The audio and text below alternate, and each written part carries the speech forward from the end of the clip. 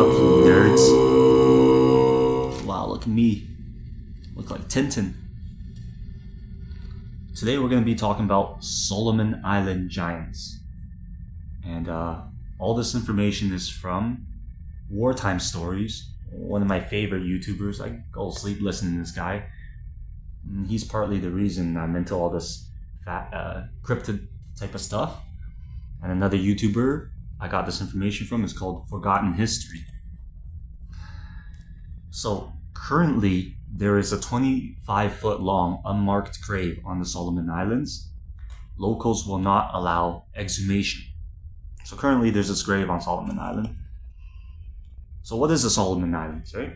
The Solomon Islands have many tales about giants, legends from locals, as well as accounts from both the Japanese and American troops who fought over the island in what is known as the Solomon Island Campaign in the late 40s as part of Operation Leapfrog during the Pacific Theater near the conclusion of World War II. The Allies had help in defeating the Japanese from unknown supernatural forces. The Japanese called these beings Titans, just like Attack on Titan. So much to the detriment of Asia, Japan was mostly ignored by the Allies during most of World War II. However, after the attack on Pearl Harbor, Americans became outraged, declaring war on Japan, mobilizing its war machine. So, we have been invaded.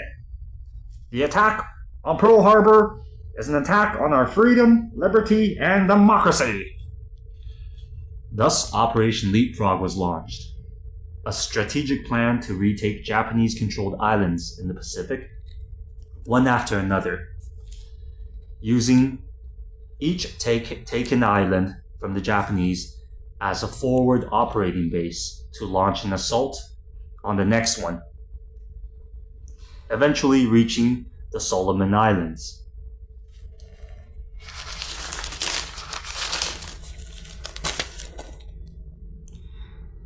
The year was 1942, and the Japanese had entrenched themselves throughout the island. The islanders hated the Japanese for their mistreatment of the locals and their captured Korean laborers. Britain moved their settlers back home and relocated locals to protected islands away from the Japanese. The Allies moved swiftly to rout the Japanese out of their island chain, with the U.S. Navy heading first toward the island of Guadalcanal. It's an island in the Solomon Islands. While the Japanese were busy preparing their island defenses and air bases in the intense jungle heat, they remained unaware of an entirely different enemy. Even if the local islanders had wanted to warn the Japs of the monstrous beings which lived in the region's remote jungles and cave systems, the Japanese probably wouldn't have believed them anyways. Just like stories from other parts of the world, when the locals warn, the settlers, the prospectors, the voyagers, the gold miners, the American troops in Afghanistan, they say, oh, don't go into those mountains. There's some cryptid there. And they go, we don't believe you. We're from the first world. We don't believe you, savages. But as the Marines swarmed the beaches of Guadalcanal, the following U.S. Army divisions arrived to push the Japanese soldiers further and further into the island's interior. So the Americans have the good ground here. They've surrounded the island. Just think about it, right? The only open space on these jungle islands are the beaches. So the Americans occupied the beaches, and that forced the Japanese into the interior jungles of the island, right? You don't want to be there. It's hot. There's bugs. terrifying rumors began to spread that something was killing off their men from the rear flanks. Something massive was eating the men alive. So you have the Japanese soldiers, and in the military they probably march in a single line formation, whatever formation they have. They're marching, and they would hear screams and stuff, and then they'd look back and be like, "Well, where's Osaku? Where'd Mitsubishi go?" You hear some screams, and they're missing their rear flank. So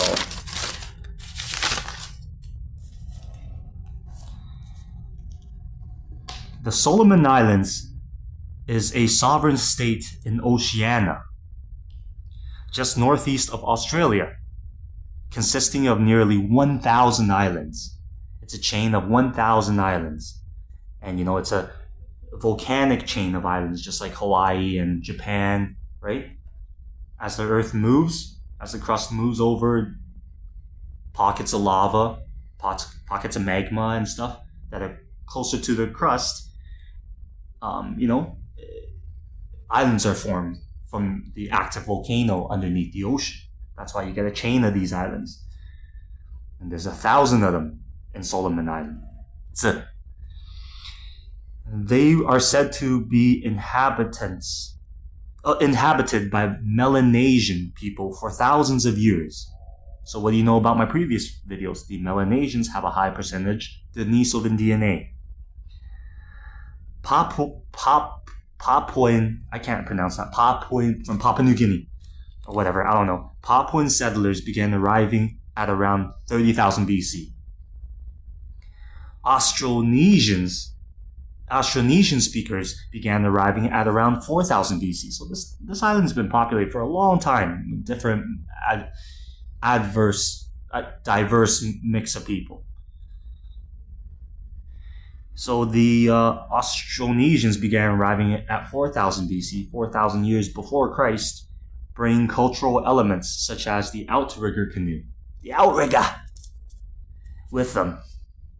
Then between 1200 and 800 BC, the ancestors of the Polynesians, the Lapita people, arrived from Bismarck, the Bismarck archipelago, with their characteristic ceramics. We can tell it was these people because they have the same ceramics. 120 indigenous languages are spoken in the Solomons. It's like a miniature Europe on islands. Or it's like, India or China, People in the Solomon Islands often warred with one another over resources.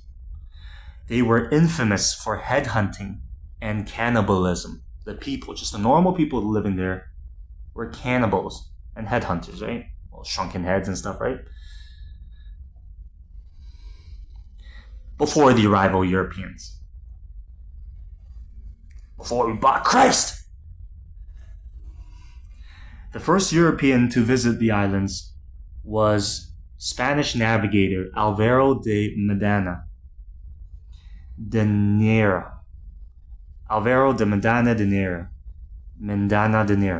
coming from Peru in 1568, naming the island chain La Islas Salamo. He discovered inhabitants, the Indena, and he did not expect to find the dense jungles of the Solomon Islands. So he didn't expect such intense jungles. Sighting of giant bipedal apes were reported to him by the natives. So right away, as soon as anybody comes to these islands, obviously the story that sticks out to you is, what do you mean there's giants? Right? Known locally by many names, such as the Chawa Chawa and the Manu, the islanders believe the giants to be between 10 and 12 feet tall. And you'll see later that they get taller, maybe when you're scared and something seems taller, right? But, they can get up to 15 feet tall sometimes, right? 10 to 12 feet tall with muscular but thin bodies, long arms, and covered head to toe in dark red hair. So they look like me. They have large brow ridges, red eyes, flat noses, and a large wide mouth for eating you. They are said to live in crude banana leaf huts. Right? Those banana leaves can be very large, right? The size of a man. They would be forgotten until centuries later, when their infamy would become known to the world once again. During World War II. So they were forgotten about after the Spanish explorer heard of them. And then often it takes a war. Often it takes new technology, or it's not new technology, it's just the locals know about it. It's nothing to them, just like in the Kandahar Mountains, right? And the locals don't go there. The locals are smarter than that. They don't go into the mountains. And then when the troops go, our troops, we have technology, helicopters, Blackhawks, whatever, right? We can actually access these places. Places that nobody ever goes to. So, the Solomon Islands experienced some of the fiercest fighting in World War II, and are most famous for the bloody Battle of Guadalcanal. That's the main topic here, is Guadalcanal. However, Japanese forces had to contend with more than the Allied soldiers on Solomon Island.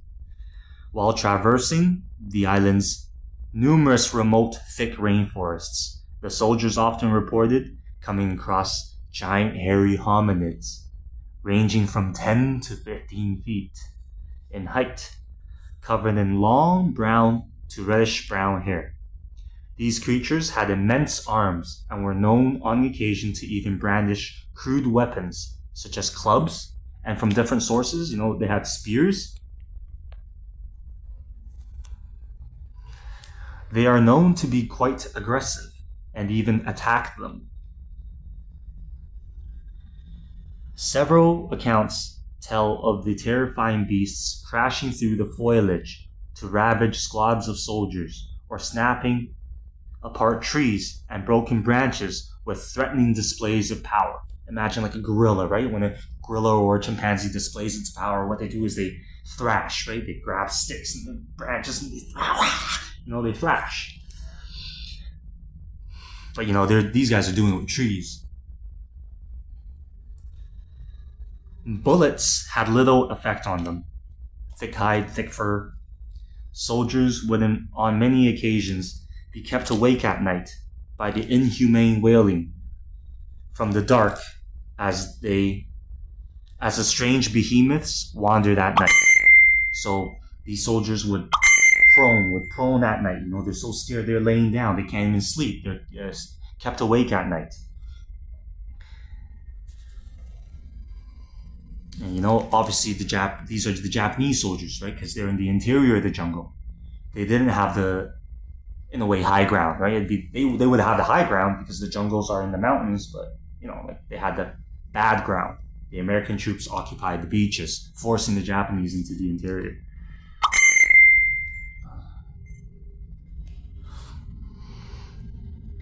Often, they could hear their comrades screaming in terror as the giants launched more attacks. Just blood-curdling screaming. You get ripped apart, eaten alive. The cannibalistic nature of the giants struck fear in the hearts of the Japanese infantry, as their compatriots were snatched up and eaten alive before them. After the Japanese retreated, the horrific stories will be forgotten and once again hidden from the public eye. So, the Japanese retreated after they lost some men to these giants. And I don't know if you know about the Japanese during World War II, but let me demonstrate. This is I'm gonna do a Japanese impression, okay? Yo, Sarge, you know I'm about this life. For real, for the Empire, dog.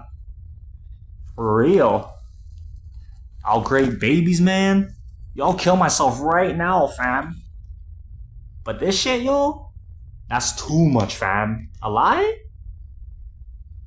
You know I'm Guada's #1 shooter, my boy. But this some idioting. Yo, bun that, fam. Turn this around right now. So what I'm trying to say is they don't retreat. It took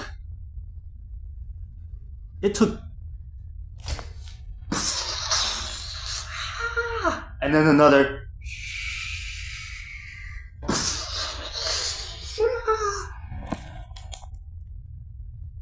to make the Japanese surrender after they already knew their defeat was inevitable, right?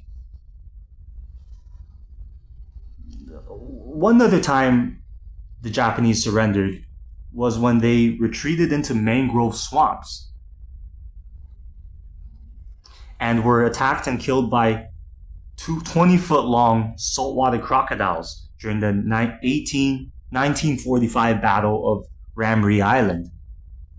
The Allies forced them into the swamps and mangroves of Ramree Island at night, and they were just eaten alive one by 20-foot-long saltwater crocodiles because they wouldn't retreat, right? They're holding their ground. Where hundreds of them died in what became known as the greatest disaster suffered by animals. And Wartime Stories talks about this as well. He has a great video on this. So pretty much, yeah, it takes multiple Godzillas, or Hiroshima and Nagasaki, or King Kong's Skull Island to make the Japanese surrender. Right? King Kong's Skull Island obviously being Solomon Islands.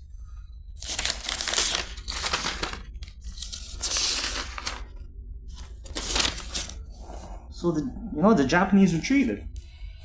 Over 50 years later, one of the first people to retake interest, compile stories, and research the Solomon Island giants was Australian Marius Borean. Borean, research director of the Solomon Anthropological Expedition Trust Board, began conducting research on the Solomon Island giants. He lived and worked on the Solomon Islands as a helicopter pilot and engineer, and ended up marrying a Solomon Islander. He grew to know and appreciate the culture, folklore, and natural history of the area. Before long, he began hearing stories of the giants and decided to write about them in his book, Solomon Island Mysteries, Unlimited Press, 2010. He first chronicles the info he was given from the natives of the Solomon Islands. He came to know about the giants over 10 feet tall, with very long, black, brown, reddish hair, protruding double eyebrows. I'm not sure what that means, protruding double eyebrows. In the many accounts of giants, we know they had 6 digits on each hand, 6 toes, maybe double rows of teeth. Freaks. Yeah.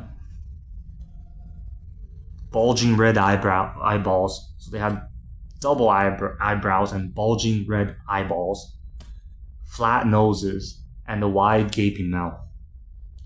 Their facial features were consistent. As in, you hear from one native, then you go to another tribe, you hear from another local native and whatever, and they say the same thing, right? They're consistent. They're congruent. And same with all around the world, right? It's congruent with all around the world. The Solomon Islanders lack the understanding that their giant race would be a big scientific discovery to the rest of the world. To them, it's just those giants in there. What about them? What? Why do you care about them? Solomon Island national logo is the place that time forgot.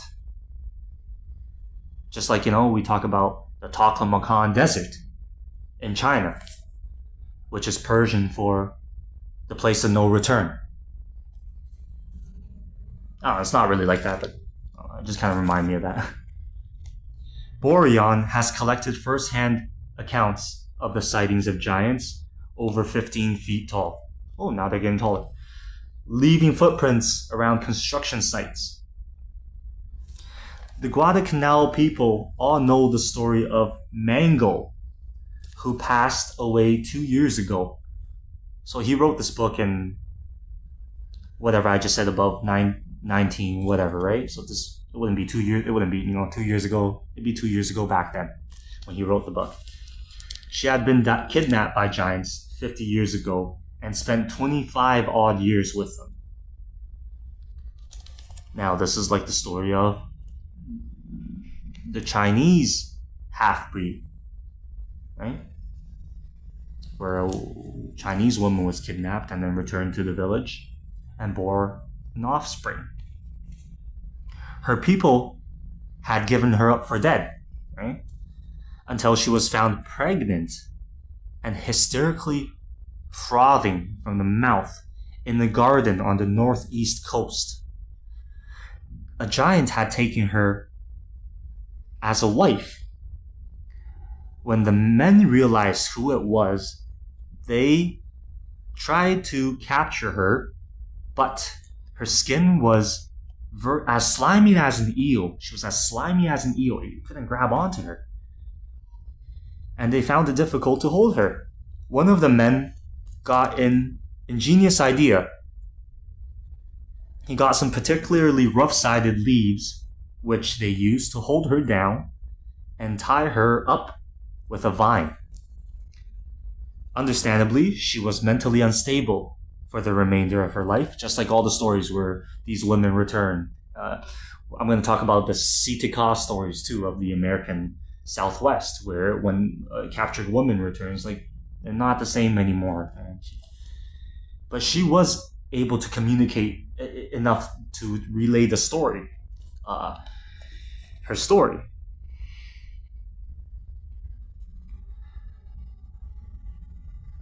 Through her pregnancy, she gave birth to a half-giant boy. The boy lived till the age of 5, when one of Mango's brothers killed him.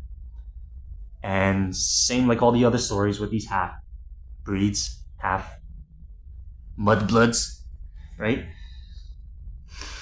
They're different, right? They don't fit into to their little society, right? With our culture, right? They're different. And Mango's brother killed him. And I can kind of understand that, right? This is your sister here, and she's all messed up in the head. And every time you see her son, this half-giant, he's not the same, right? He's not right. He's not like the others. And every time, it reminds him of all the pain she suffered and stuff, right? So he killed him. Another one of the most intriguing sightings was on Guadalcanal Island in 1988. That's pretty recently.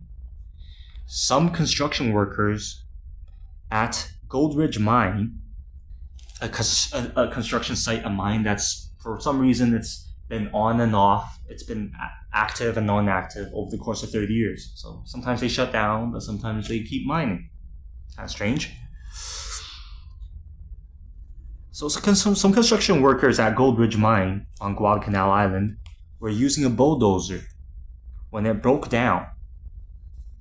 They quickly realized that the pin that held one of the blades broke and fell off the machine. You're on Guadalcanal Island. You're not going to replace that right away, right? Since it was too heavy to move, the construction workers left the blade on the ground overnight. Big caterpillar blade thing, When they went back to the site the next day, the blade was gone. Now the locals don't have machines, right? They don't have trailers, forklifts. With the tracks, with the blade was gone, with the tracks in the ground showing giant human-like footprints, dragging it about 400 feet through the rainforest. Another story was when a surveyor's car slid off the road. The surveyor went back to the gas station 2 kilometers away. When they came back, the car was back on the road. It's like they like to play pranks, They go, and let's move it. Oh, they're coming, They like to have fun and play pranks. When they came back, the car was back on the road. Oh, wow, they helped them, What, I wish, I wish they could help me when my truck slides off the road, Push the truck back. So they went to a gas station 2 kilometers away, and when they came back, the car was back on the road with 2 red-haired animals next to it. When they got closer, the red-haired creatures stood up, and the men saw 2 12-foot tall hairy giants that then casually lumbered into the rainforest and disappeared.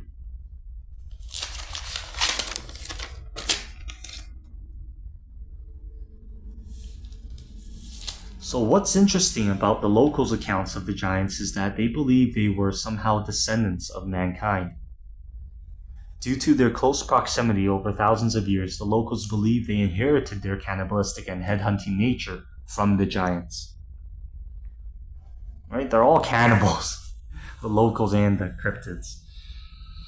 With one man even believing himself to be descended from the giants.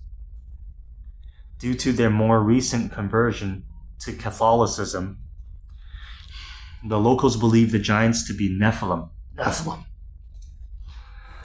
They tell of vast underground cavern systems linking Guadalcanal to other Solomon Islands underneath the ocean,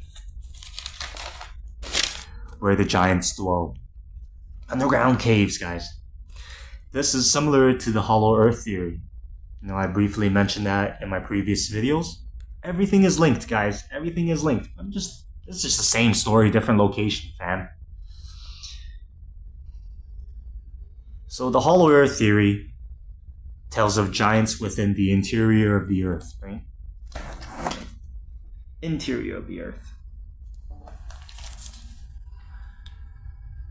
Japanese soldiers are known to dig tunnels for fortification, which made the wars against the Pacific theater of the war so difficult for our allies.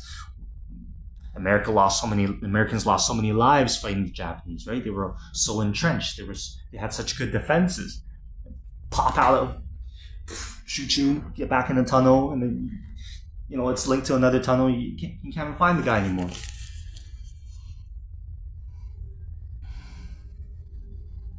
So they dug tunnels for fortification, and that makes me think perhaps this led to frequent contact with the beings. Because, you're digging tunnels and these things are in tunnels. When questioned of their existence, locals' answers are often mundane, as if their existence is nothing new. Just like when I lived on the native reserve, and when I hear stories of serpents and Sasquatch in Serpent Lake, Serpent River, Serpent Falls, north of Sudbury, and Bigfoot stories, I go, wait, what? What do you mean? You saw it? Where? And then they're just kind of like, I don't know. I was like, I was walking, and then I saw this like a giant lizard slide off a rock. There's no giant lizards here in Ontario, right? We got skinks on the most southernmost tip of Ontario, which is Pelee Island.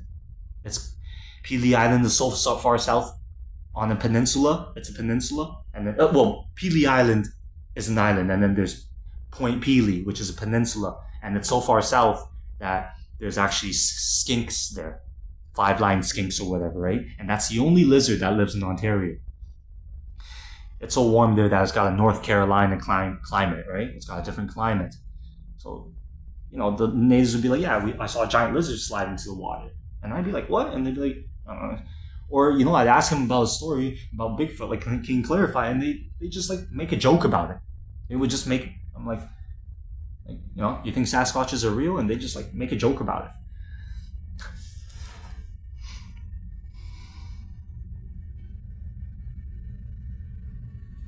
Locals say the giants even exist to this day. Others say because of their violent nature, they had killed themselves off hundreds of years ago, right? On an island, there's limited resources. Remember my whole islandification of species? Limited resources, you're inbreeding, competing for food, you're resorting to cannibalism. They killed themselves off hundreds of years ago, before the arrival of missionaries. Locals say the Japanese account of the giants could be true, as if they did exist. They would be found in the interior dense jungles of the island, where locals dare not venture. Prior to the arrival of missionaries, local tribes would live in the interior of the islands. So they used to live in the interior. If you live on the beaches and there's headhunters and cannibals coming to raid you, that might not be a great location. You want to be in the mountains, right? In the jungles. Some shelter, protection, right? Foliage. They built fortified structures or treetop lodgings raised on stilts or in the trees. Why would you live in the trees, right? Why would you live in a tree house? Suspended in the jungle canopy. Such defenses were needed to protect against other cannibalistic warring tribes. Or perhaps they served another function as well. When Christian missionaries began arriving on the island in the 1980s, the religious conversion of locals brought an end to tribal warfare and cannibalism. You gotta stop that, guys. That's not very Christian of you. Eliminating the need to live in fortified encampments in the mountainous jungle interior. Instead, islanders started building homes on the island's beaches. So now they live on the beaches. This set the stage for the island's cryptids to thrive in the island's interior. Right? We got guns now. They want to hide from us. The jungle interior became increasingly unknown, and locals rarely ventured inside, just like the Kandahar Mountains in Afghanistan. It's off limits. Apparently, there is an island in the Solomons named Melita, which is replete of giants. Replete means full. Excuse me. The man descended from giants named, that I briefly mentioned earlier. His name was Ishmael. Very Christian name. Claims that within his family's lineage, there was a giant of notable figure. Not sure if it probably means like he had good status, right? But maybe he was huge too. Well, obviously he was huge. A celebrated warrior from a tribe of giants on the island of Molita, who lived during the colonial period when headhunters still thrived. He says that these giants lived in the cave systems linking the islands together. Other islanders speak of literal wars with these giants. The giants would either kill them for food or for sport, brazenly raiding their villages at night, just like Japanese accounts. and eating men alive.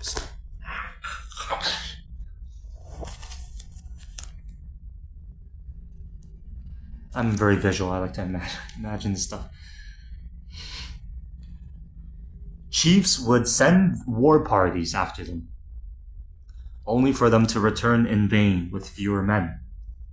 Where's Toto? What happened to? It seems as if the giants considered the people as livestock to be eaten, perhaps explaining why Solomon Island population is much smaller than it should be. Right? It's a pretty vast jungle island, some resources, right? But why is there small populations? 40, 50 people on the beach. There should be more people. Marius Boreon, the Australian helicopter guy, living on the island since 1995, tells of two other accounts similar to the story of Mango, where women were taken by giants.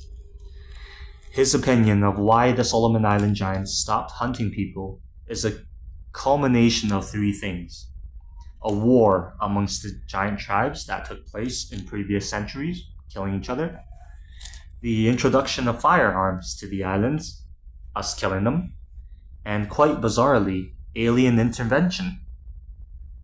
Remember what I said before?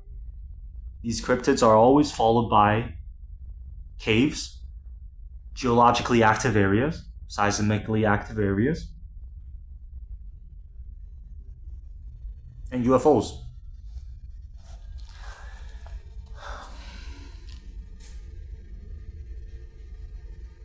Alien intervention.